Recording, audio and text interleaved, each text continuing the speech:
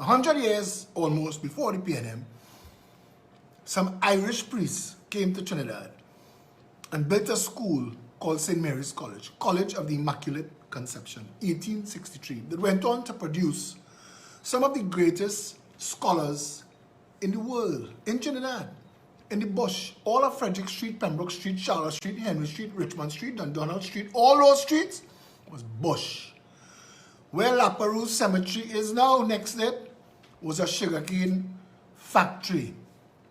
The savannah and everything north of it was bush. There was nothing. Trinidad was one big bush, pile of bush. And in 1863, 100 years before the PNM, the Holy Ghost Fathers came to Trinidad and built St. Mary's College, College of the Immaculate Conception. And that school did so well that in 1901, they had to build an overflow school for people who were trying to get into St. Mary's College, and there was no more room for people to get into St. Mary's College. So they had to build a part 2, which they call Fatima College, Our Lady of Fatima College in Mokorapo. That's what the Caribs and the Arawaks, well, the real name of the people was Warahoon and something else, not Carib and Arawak, that's bullshit. But that school, Fatima College, again overflowed, and because this is foreign priests, and I don't know who opened Queen's Royal College in 1904. But the reason for me giving you these dates, and inside of there, St. Joseph Convent and Holy Name Convent opened under the Dominican Sisters, and then St. Teresa's Convent. And these schools were so capable of delivering an education that those schools, without the state involved, these are not state-run schools, these are not even state-assisted schools, but these schools did such an amazing job that their collective performance made Trinidad the highest standard of education in the Western world. Trinidad and Tobago had a higher standard of education because of the Dominican Sisters and the Holy Ghost Fathers in the main. This was long before any other religion built a school in Trinidad. But they were so capable that Trinidad and Tobago ranked higher than America, Canada, Venezuela, Mexico, Brazil, Jamaica, Cuba, Antigua, Barbuda, Chile, Uruguay, Paraguay, Panama, anything. Anything in the Western world, anything you could think of, Trinidad and Tobago was ahead of. Trinidadians used to leave Trinidad and go abroad and skip 2 years. We were so far advanced. Our Form 6 classes were first year university classes. And then came the PNM and Eric Williams. And at that time, we had the largest, this is what the PNM met, this is what they met. When the central block of the Port of Spain General Hospital was unveiled, it was one of the most advanced hospitals in the whole world. Port of Spain General Hospital, that pile of crap now. When that central block was unveiled, at the time, it was one of the most advanced hospitals in the world. When the PNM pulled the con job on Trinidad and the Queen, because after World War II, empires started to unravel. So it was one big negotiation because the British Empire was massive and they were dealing with cries for independence from all around the world. The British Empire was so huge that prior to World War II, the sun never set on the British Empire. At some point, somewhere, it was daylight in Britain, be it India or Africa or Trinidad or England itself or America. They were unraveling all of their colonies. And the Caribbean went as a bloc, a federation of states, 10 countries, Jamaica, Trinidad, St. Kitts, Antigua, Barbados, a couple others. 10 nations, 10 islands, island states, went to negotiate that we were coming out of the British Empire as a federation of Caribbean islands. And Eric and Jamaica fall out, and Jamaica pull out, and then Eric say 1 from 10 is north. And we should have realized then, Trinidadians then should have realized the caca hole that Eric Williams was. He was a well-educated caca hole. That's what he was. And the con job that he was about to pull, because he was representing some lodge boys, some secret society boys. This is what was going on, you know. September 1st, 1962, August 31st, 1962. Nothing changed in Trinidad except who was benefiting from the corruption, you know. Who was going to benefit from the corruption? Eric didn't want to free the blacks and bring independence to Trinidad and Tobago for anything other than to raid on behalf of his brothers in his secret society. And that's what happened August 31st, 1962. There was a flag, there was an independence, there was a national anthem that was written for the entire Federation of Caribbean States that we stole. Eric Williams stole it. There was a constitution that was written for the entire, and I'm telling you this because I want to make a point here, from the past to the present and way into the future, the PNM is a pile of horse shit. I'll show you why. They inherited best, brightest, fastest, strongest, tallest, biggest, longest, all of the isses. That's what they inherited. And they immediately started to loot it. Immediately. To build an education system that was just about building schools. Eric Williams had no plan how to educate the nation's children. He didn't care about the curriculum insofar as it sold him as the father of the nation. That's all he cared about. His tribute to himself. Egoist, jackass. Wanted his name carved into history. But I'll tell you this, history will record at some point the truth. That Eric Williams was not a blessing. He was a curse. He was not the man to see us through to independence. We needed somebody like Lee Kuan Yew, who saw Singapore to independence.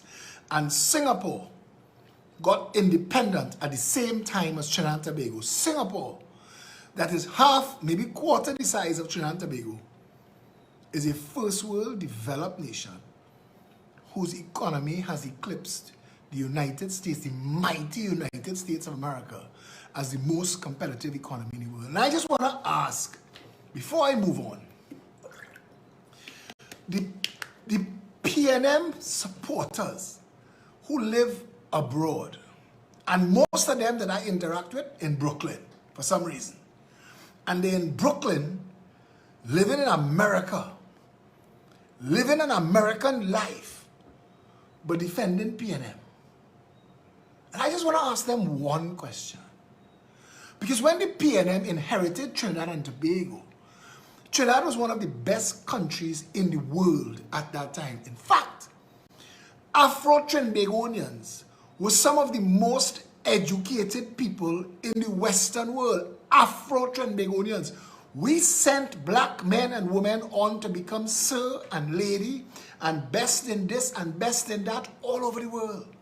This is a country that was producing Derek Walcotts and and V.S. Naipauls and we had this bald-head guy, Holder. We were producing at a remarkable level French Creole, Casabon. We were producing, Trinidad and Tobago was the place, the prototype for the television set. The television was invented. What Eric Williams inherited was already head and shoulders above most other countries. And the Americans, during World War II, had spent massive amounts of money in Trinidad, laying down the necessary infrastructure for highways and roads to get us. The entire North Coast Road up to Las Cuevas, the Americans built that road because they took away Macarib in Chagaramas. So in exchange, and in less than 6 months, they carved that road straight to Las Cuevas, through Maraval. And that road, that North Coast Road, still standing better than anything Sammy and Kusals and the rest of them jokers could build. Wallafield, Chagaramas, go and drive on those roads still. Those roads are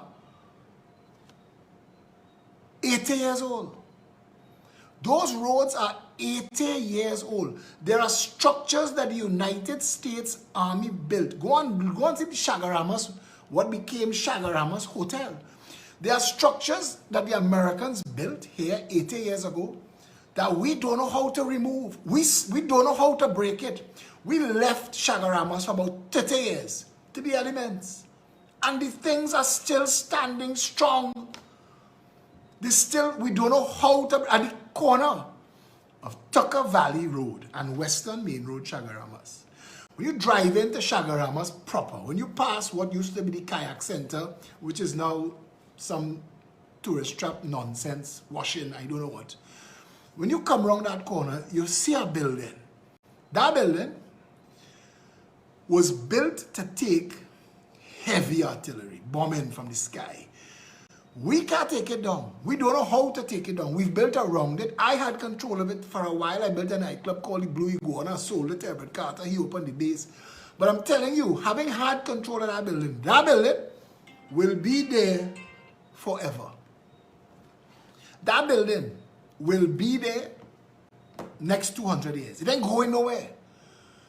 People came to try to cut walls with the best tools we had in this country and gave up. And the point I want to make to you is what Eric Williams inherited, infrastructure-wise, and what he inherited education-wise, public health-wise, public transportation, the trains ran on time. This was the Queen's transportation system. When you go downtown, South Key, and you see City Gate, now they have some sheds and some crap that the P&M built like a pustulous pimple on the backside of a beautiful granite structure that will be there for another 1,000 years. And the Queen built that across the road from the abandoned, what was Central Bank. We used to call it the Mint, but again, another granite structure that will be there forever. But we had a money system. We had banking. Trinidad and Tobago was well on its way to wherever it was going to go. The oil boom was just lighting a fuse and blowing us up financially. We had, from 1962 to now, we've made and spent in that little space of time, 60-something years, $3 trillion. $3 trillion. That could have built us an army, not the regiment, an army, a space program. We could have had subways and railways. We could have had a water system second to none. Trinidad and Tobago supposed to be a telecommunications giant. We're supposed to be leading the world in multiples of things: agro-processing, tourism, renewable energies. Trinidad and Tobago had everything. It's like God said, look a perfect country, perfect location, perfect weather, all the money in the world. Let me see what you're going to do. And what we made some thieves very rich. The question that I wanted to ask the P&M people outside of Trinidad and Tobago P&M so great, why did you leave? Why did you leave? Why did you go America to wash clothes in the day and iron clothes in the night, to send barrels back? You raise your family long distance. You raise your family on the phone, calling collect, lying and saying, is James there? No, James not here. Okay, I'll call back when James there, because the call didn't register. But the person on the other end hear your voice. You hear their voice, but you can't afford to waste the money to pay for the call. So you're asking for James, but they have no James there. That's how collect calling used to work. And you and the other person know that mommy love you and you love mommy back. And you raise your children out of barrels, down on the port, clearing, mommy barrel reach. And they're sending pictures for you. Look how tall I get, mommy. You wash clothes and iron clothes for Americans till you get your green card. Then you could start stunting and posing. But if you had to go through all of that and separate yourself from your family to live that kind of life, how it is you chaining up other people to believe that anything about the P&M is great. The P&M destroyed our cocoa and coffee industry. The cocoa and coffee board literally collapsed under the weight of corruption. Malcolm Jones and friends gutted Petrotrin. By the time AV oil came along, that was tiffin the gravy. Malcolm Jones and them had stolen the heart of Petrotrin that was limping already because the entire top structure of the organization was overburdened with unnecessary staff, drawing salaries just because they have a P&M party card. The P&M destroyed Trinidad and Tobago. The only thing left in Trinidad and Tobago right now is the human resource. The only thing left of value in Trinidad and Tobago is the human resource. And they are about to engage on behalf of a cabal of some zealous. Listen, P&M think that these Rowley and Imbert and them feel they know what they're dealing with. These ruthless sons of bitches that they're dealing with, that are accustomed dealing with drug lords on an international scale. They want to shut. You see, the reason they have no feed for the farmers is because when all you say boycott, when all you say boycott KFC, it's because you have a choice. Doubles. Clarence sent the first shot across the bow. Doubles on the way out. The Ministry of Health is going to find cholera or something in a doubles box. I promise you. Dave Jagrup say, I'm more psychic than any psychic in the country. I tell you all 3 years ago, just now, you're going to need US to shop in the groceries. Look what come in. They send the first shot across the bow against doubles, against street food. Somebody going to have to end up in the hospital and possibly dead from some street food, so that they shut all down, so that only KFC and Royal Castle and Burger Boys could exist. The reason the farmers have to die out as a business is so that Hadco and Massey and Amco could be the only sources of food. It's like the reason why they had to shut down the foreign exchange and shut down your credit card and jam you in customs. Immigration and customs doing all what they want. You're bringing something for $5 and they value it for $500 and charge you $1,000 duty, and you have no choice but to either pay it or lose it until you give up. It's like what they used to do, the fruit importers. The fruit importers, they're taking the bribes down there, and you is not part of the bribing club. You're not in the secret society. You ain't have the handshake. You ain't wearing the ring. They're seeing you down in the hall. They're hearing your name when they're singing the praise. So your container had to get checked. The paperwork had to loss. They had to send you paperwork from foreign. And in 2 weeks, by the time you go and pay, all your fruit spoil. All rotten. You throw it away. And if that didn't drive you out of business, it frightened you away from the business.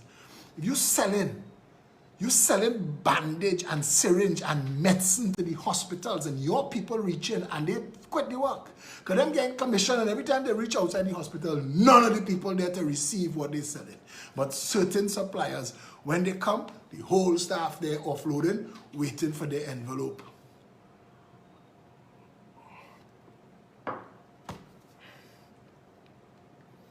They are going to destroy all options that are not owned by this cabal. All options. They test the water during the pandemic to see if you would buy doubles in plastic. If you would buy it in a plastic container, then it's easy to transition you, to tell you it's fat boy doubles. And fat boy and his wife still waking up and grinding dal and peas and chana and whatever they had to do to make doubles for about 5 years. And then after, they call fat boy in a meeting. Fat boy, look at 250,000 for your brand. I gain you $10,000 a month, but we go take it from here.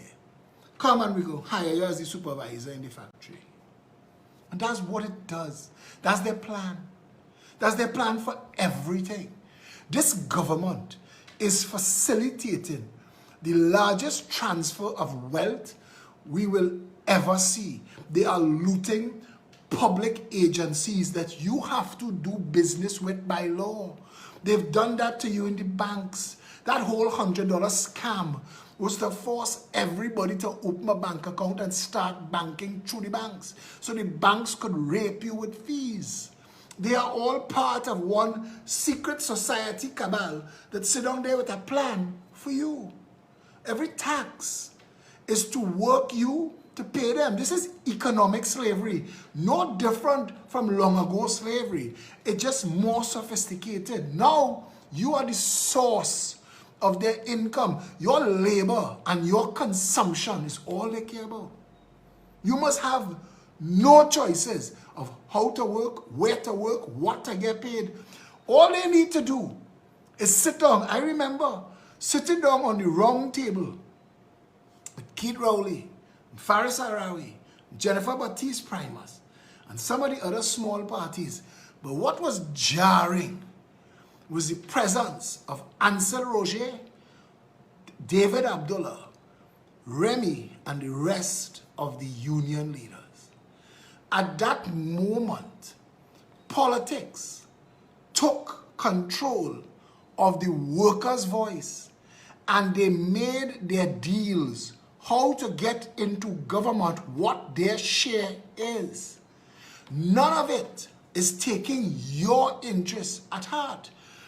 The people who are abroad that fooling Trinidadians and telling them PNM great and PNM nice. If PNM great and PNM nice, why are you not here? Why are you in the next man land, taking jam, hiding from ICE? And can't talk too big because that green card, you ain't too sure if the lawyer that fix it up on the up and up. So you don't want to have to pull it out too much. The country that you are living in is being taken over. Listen to me, you know. Venezuela, that we talk about, has more oil than Saudi Arabia and America combined, you know. Venezuela has more oil than everybody. Venezuela has the largest oil reserves in the world, far and away ahead of everybody else. Look at Venezuela. Look at it. We are being played the same game. They are writing laws to oppress the people. There are a handful of people. You will see me fall out with people like Suzette Law and them. But I want to tell you something. Suzette and crew doing yeoman service for this country.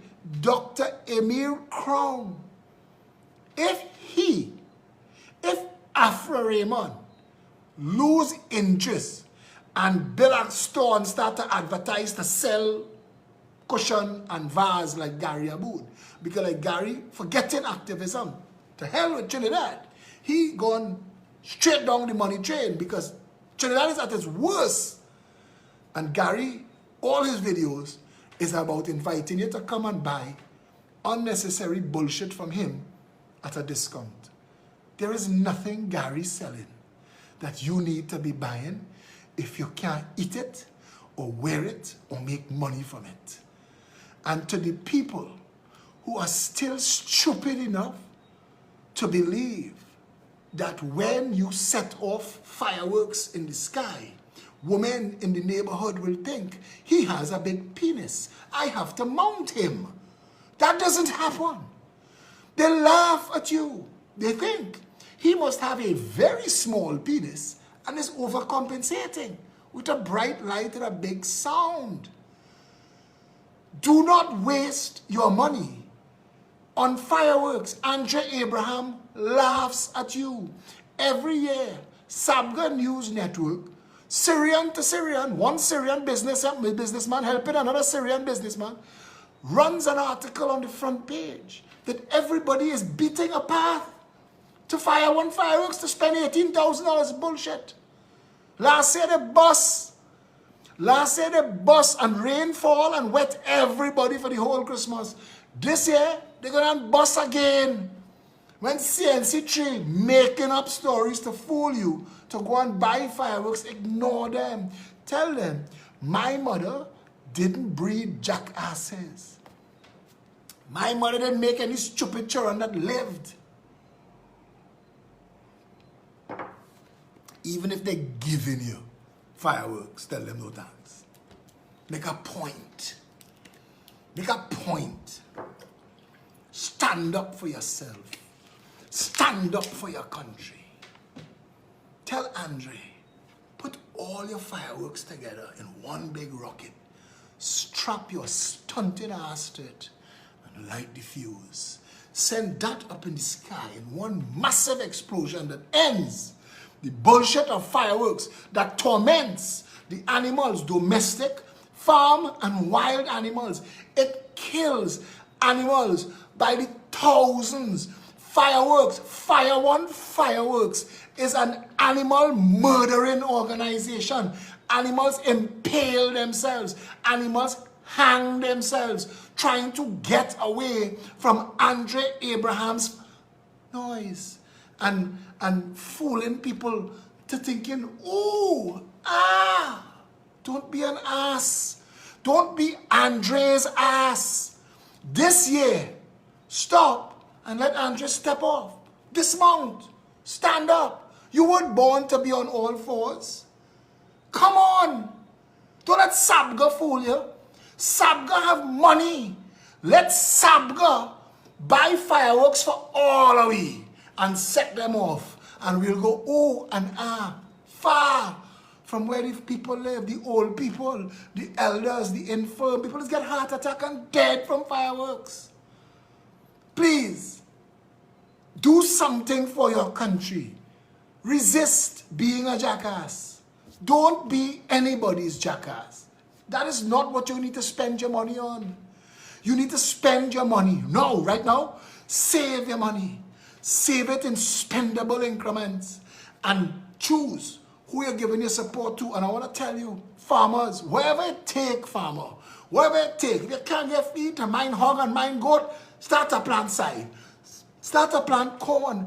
Animal will eat anything to live. Find out what they eat and plant it in the yard and let them eat that. Farmers grow food. I want to come and shop by you, farmers. I want to buy my food from you. I don't want my food in plastic. I was a person who went in Massey stores when they launched their reusable bag and did video after video saying, until Massey stop packing their shit in plastic, don't make me an ass to save you $17 million in plastic bag that you used to have to put out at the counter, charging me 25 cents for a bag now, pretending you care about the environment when you are the biggest retailer of plastic, non-reusable plastic in the whole country. But you don't, what you need to understand is that this government and the people they represent don't want you thinking the media's job of all the things that are important in this country. Trinidadians killing themselves out of sheer frustration, can't give their family a meal or a present for Christmas. They have Trinidadians living on the streets of England. Of every story Sabga News Network could have run on their front page, people running to Andrew Abraham for fireworks. Miss me with your bullshit, Sabga. CNC3 and Guardian, that's the top story. Come on, Trinidadian, wake up now, man. Which brings me to this.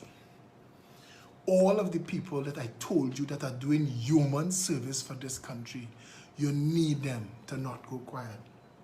Kamala Persad-Bissessar, as leader of the UNC, is the last choice we have to save this country from what is happening. Now, I'm not saying to you that that cabal of dirty businessmen not trying to get with Kamala.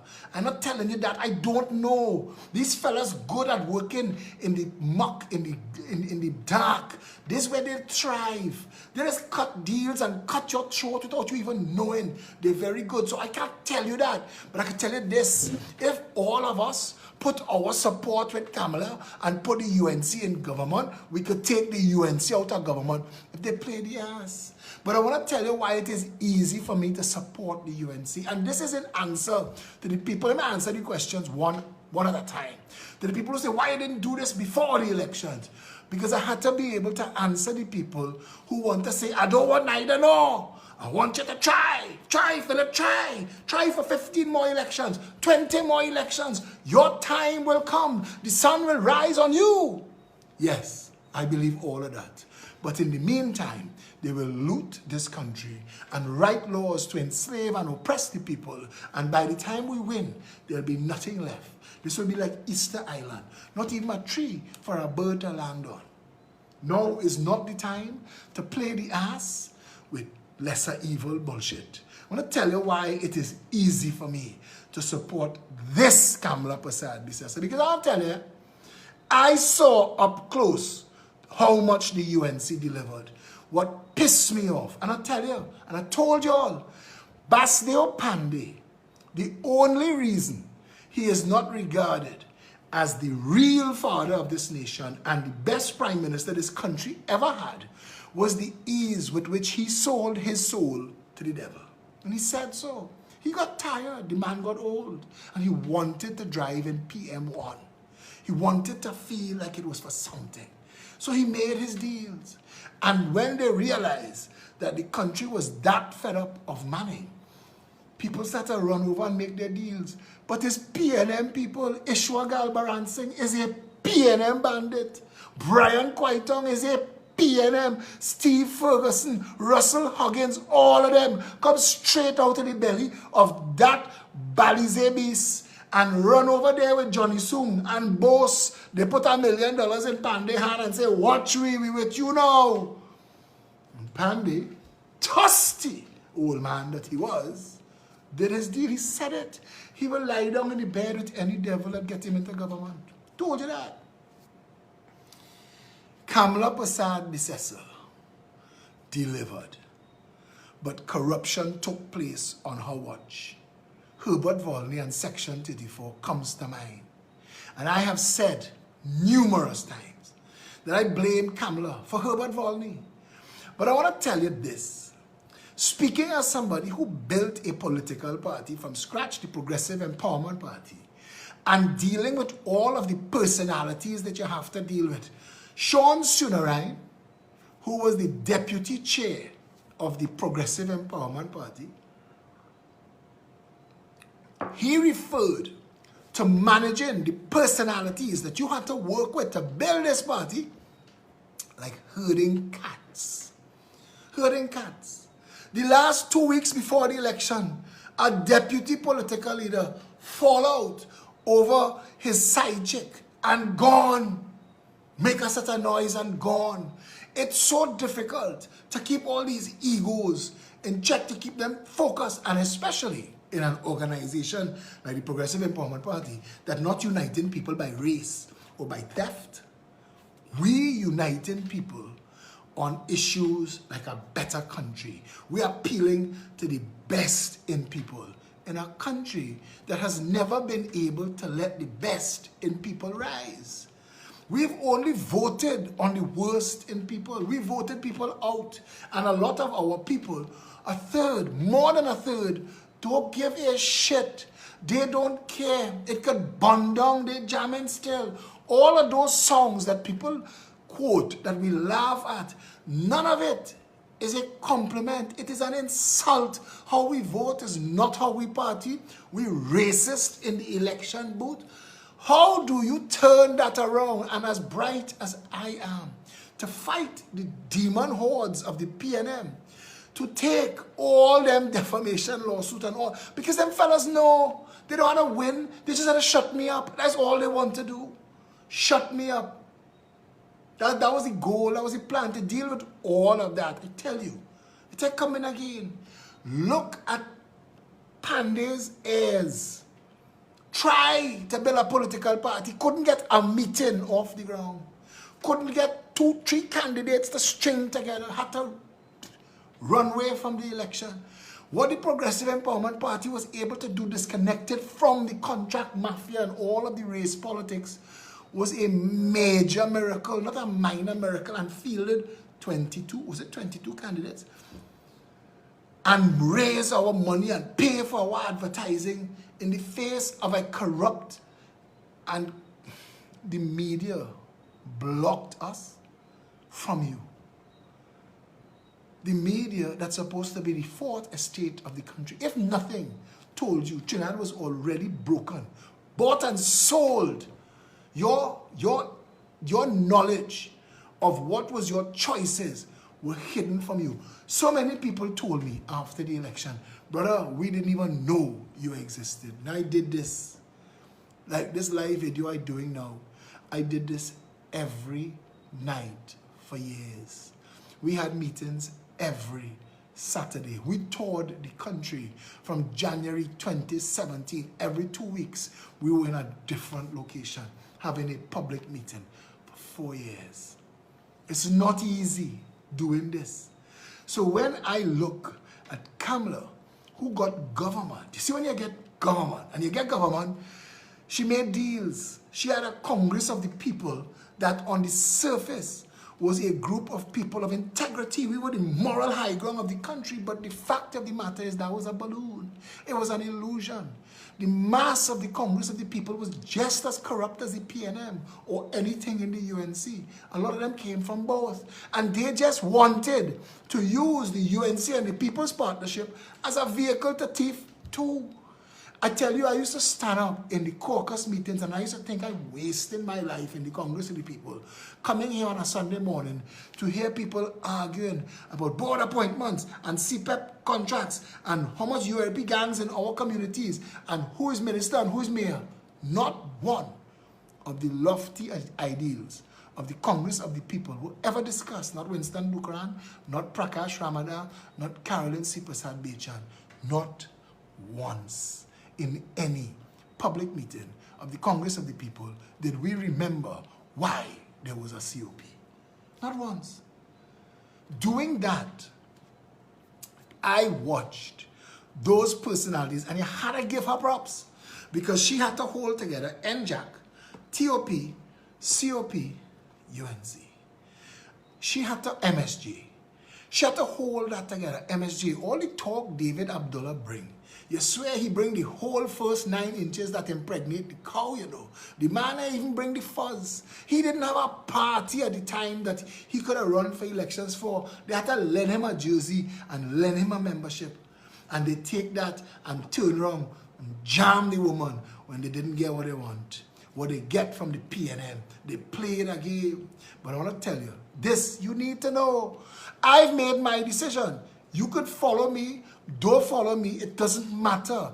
I know what I have to do for my country. 27 years of feeding the homeless. Christmas Day, I see people tell me, like, PNM children you're feeding. Yes, but it's still people, and they're hungry, and it's Christmas Day.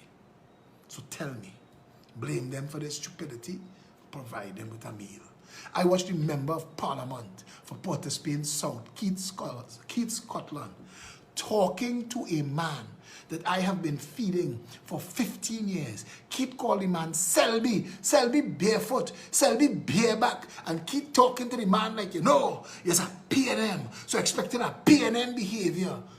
And I'm wondering if Keith, who opened the $50 million bus shed transport hub in Laventille, don't realize that what I am seeing is not what he portrayed.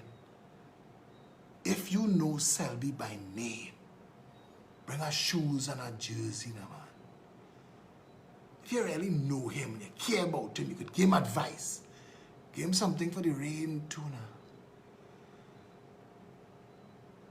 I know what it is like to serve in this country, and I tell you, Kamala Prasad Bissessar have every reason to be angry. Like Pandey. And Pandey watching the camera and cuss Dukaran in 2007. Winston Dukaran, I am talking to you. When they come to rape your mother and your sister, who was the day Pandey was talking about? Some people could get away with anything in this country if all of them playing the same game. You will cry all of your and weep, but not all of your tears. I'm gonna jackassery. Kamala Prasad Bissessar shed the UNC of people who brought bad baggage to the party. People who we said were corrupt.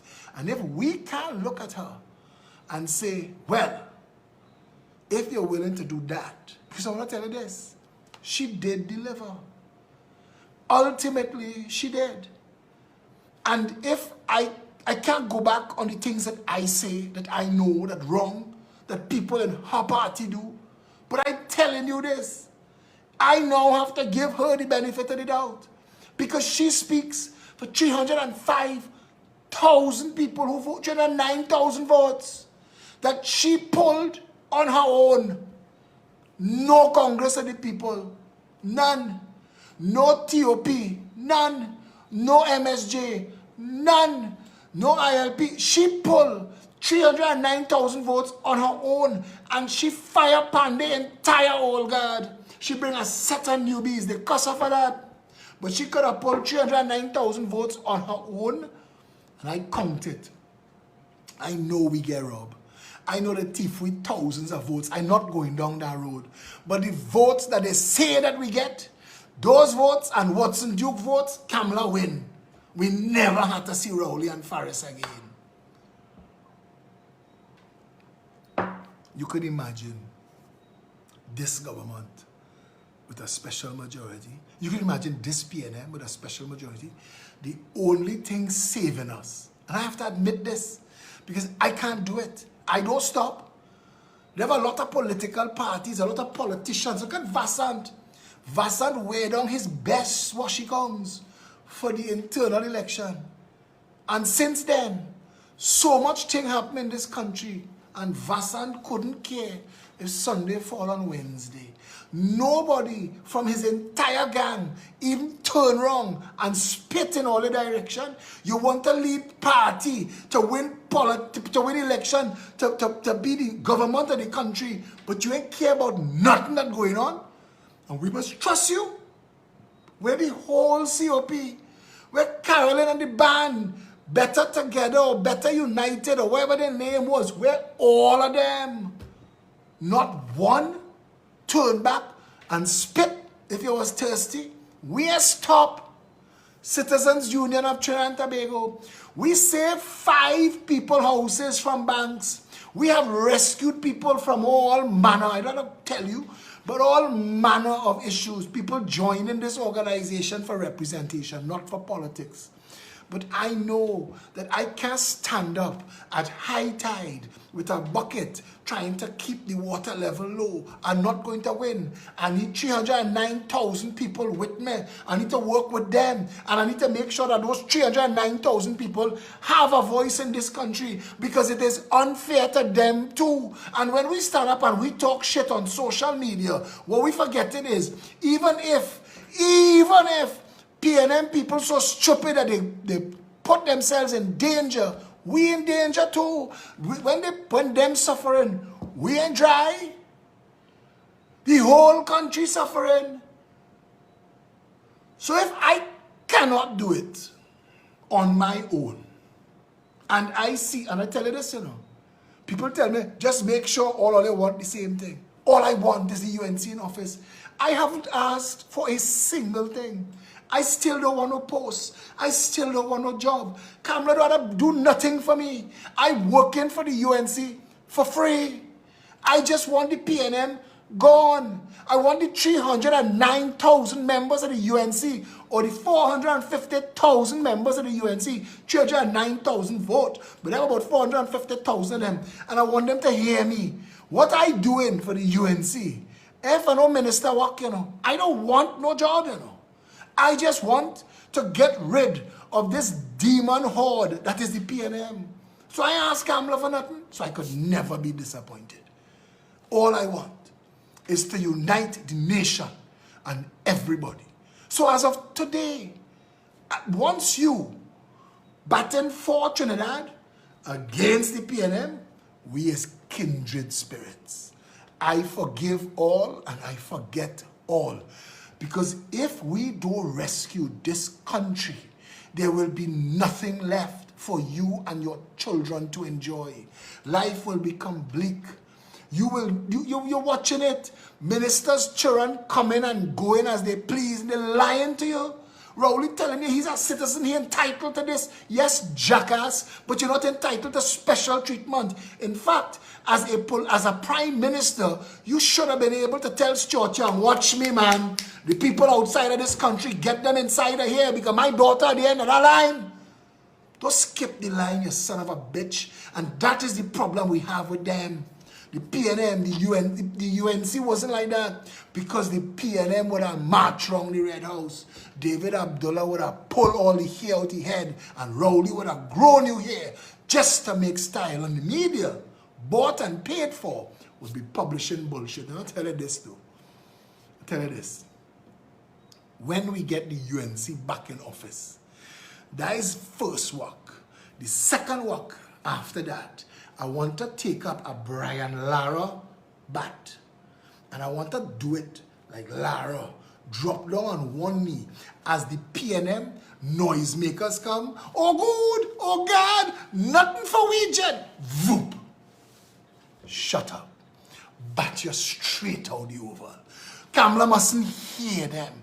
I could tell her, let them bark. You see how they could bark? Stuart Young lied to the nation about Delcy and the drug lords, and Stuart Young still there. Don't fire none of your people. How far we march against Faris and he won Alexandra Place. They gone and gave him 3 Alexandra Place. Don't fire none of your people. Voop. I could be there for that. I could be there for that. I want it over. And listen, I am 53. I will be 54 in weeks. I am counting, I am watching my father. I am counting the years of good life I have left. And all of my effort now is for my children. All of my effort is for my nephews and nieces and everybody else to benefit. Because if my children and my nephews and nieces living in a country where they're safe, they're happy and they're dry, everybody else safe, happy and dry. Once everybody could eat and everybody could get water in the taps, I could go to my reward. Whatever God have in store for me, what matters now to me is to rescue my country. This can't come like Venezuela. It cannot come like Venezuela, not on my watch. And you have to tell yourself the same thing. We cannot surrender. We have to stand together now. Trinidad and Tobago, all you who don't vote, who just play, or they don't care. I want to tell you something, You go rude there. We are running out. Look at what they are doing. They are looting and stealing. They've stolen the billings of TSTT.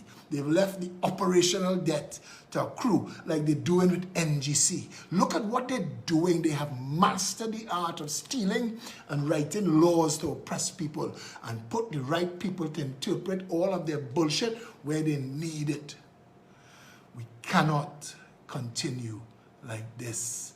Trinidad and Tobago, come 2021, I am telling all 309,000 people who voted for the UNC, write your member of parliament, write your political leader, tell each and every senator, no support for the PNM on nothing. They could bring a bill that say free snow cone on Thursday. That snow cone go poison. We keep your snow cone. No support for the PNM on nothing. Plus, give them an ultimatum. Repeal that procurement madness that you pass as law. Repeal property tax and tear up that anti-gang bill. Or we will march and keep marching until this country have no choice but to go back to elections. That's where we have to go, because if we don't go there, we will end up like Maduro, Venezuela, facing our own army, our own police, water cannon, working day and working night, blisters on your foot, blisters on your hand, to pay police salary to kick you in your own head. That can't happen in Trinidad and Tobago. We must stand together, the people of this country. We've never had to sacrifice. We've never had to fight. I want to tell you something. Fight your urges. Get prepared to sacrifice. I prepared. I prepared to lose weight for Trinidad and Tobago. I will eat bread and water for months. For months. I'll feed my family bread and water. If I see at the end of the day, we could have a better Trinidad and Tobago. And all of you who are still playing, you're sitting on the fence, judging, I'll tell you this. Look at the country that you're living in now, compare it to the country that you was living in 2010. Contrast it to 2015. And I tell you, the same way I could point out for you everything they do wrong, I could tell you everything they do right. And I've been holding back one thing that Kamala did that I never thanked her publicly for. Kamala repealed draconian laws for no reason. None that I could think of. Other than she just wanted a better Trinidad and Tobago. She stood up in the parliament, and I remember, and I walked up after and I shook her hand. She mightn't remember this. I was in the viewing gallery thing in Waterfront, and I couldn't believe that they were doing this, these draconian laws that were on the books, and she was repealing them. And I said, this woman have a heart for people. I have made my decision. I don't care who don't agree. You'd be a fool to not agree, but that's on you. I know at the end of the day, I am responsible for me and mine. And me and mine are going to fight for a better Trinidad and Tobago. I am bright enough, strong enough, young enough that I could swim from Trinidad and get myself, and I don't mean literally, but get my family out of here. If I see that we really can't fix it, I will go and I'll start over from scratch. No problem. Papa God, I will tell you, try. The demons have won. Satan is in control in Trinidad and Tobago. And the mission is to fight Satan. If you want a better Trinidad and Tobago, you are going to have to make a decision. But I am telling you, the only solution now is unite. That EBC, just the Elections and Boundaries Commission, we need to speak with one voice. We need to make sure that 400, 500,000 of us could pull up in the street and say no election until we have international observer. I don't care if it's Ebola in the fucking road. We want international observers. Haul your ass. This is a democracy. And we must insist. Because we can't trust these people further than we can pick them up and pelt them. These people are criminal deceivers. And we need to make sure that our democracy is rescued.